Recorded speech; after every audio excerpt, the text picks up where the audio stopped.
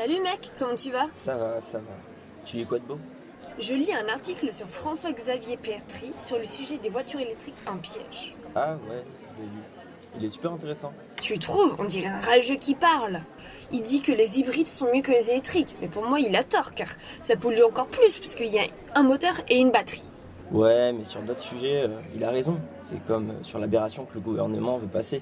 Une loi qui rend obligatoire les voitures électriques en 2035. Puis ça va causer un fossé social. Pourquoi tu dis ça? Bah, ça va faire une grande différence entre les personnes ayant les moyens et les personnes défavorisées. Ils n'auront même plus le droit de s'offrir une voiture thermique car cela sera trop polluant. Mais ils n'auront pas les moyens de s'offrir une voiture électrique parce que ça coûte trop cher.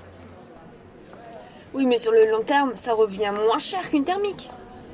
Ouais, mais le prix de la voiture électrique, le contrôle technique chaque année, et les contrôles électriques qui coûtent plus cher.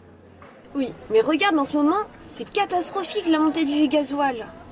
Qu'une électrique, ça coûte presque rien, c'est chargé en pendant 35 minutes à 85%. Bah actuellement, il y a un gros problème en France.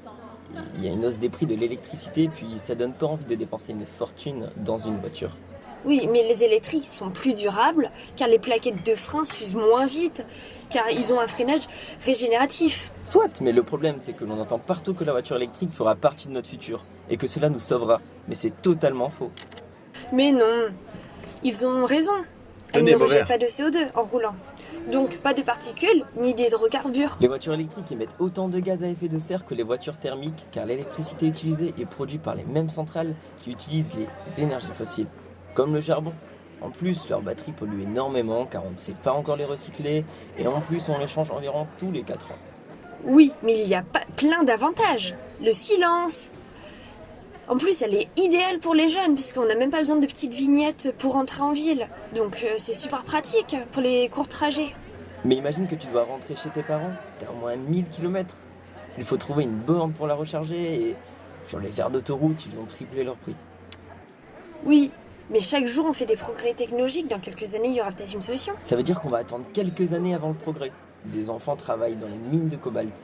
Mais ça, c'est les mines illégaux. Il y en a très peu. Ah, ça je savais pas. T'as raison, il y a encore beaucoup de progrès à faire. Tout d'abord, il faudra trouver un système pour recycler les batteries. Oui, mais il faut trouver un moyen pour alléger les voitures. Parce que généralement, les batteries sont trop lourdes. Donc du coup, ça impacte la maniabilité et les performances. Et rendre les coûts accessibles à toute la population. Il faut surtout pas oublier qu'il faut trouver une solution pour l'extraction des matériaux, pour que ça passe mieux dans les mines. S'ils arrivent à résoudre tous les problèmes, peut-être la loi de 2035, elle va peut-être bien passer. À voir. Pour l'instant, à notre échelle, il faudrait faire du covoiturage et éviter tout type de pollution. Complètement d'accord avec toi.